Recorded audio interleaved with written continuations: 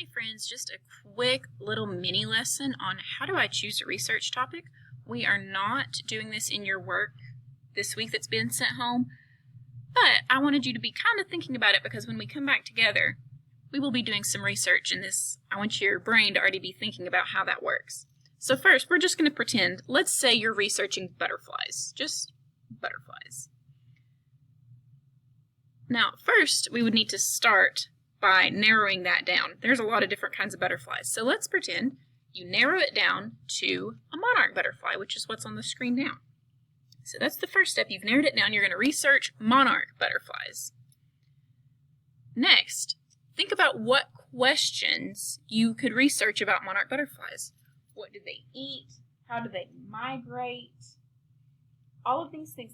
You could make a whole list of questions and think about which ones you really want to research. What's going to help you get the best information?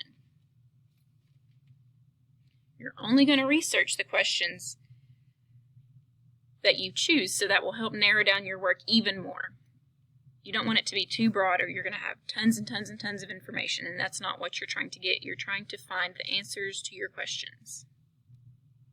So once you know what question or questions you're researching, what sources do you use? Well, there's lots of good sources in books, especially nonfiction books for butterflies, an encyclopedia, the school library. The librarian can help you find websites or books, anything like that. Or if you're doing it online, websites that end in edu or .gov are reliable. They have good sources. Now, you can sometimes find some that are .com, but sometimes .com might have information that's not correct. So that's why I said websites that end in .edu or .gov. So these are just a few quick little things to think about when starting to conduct research.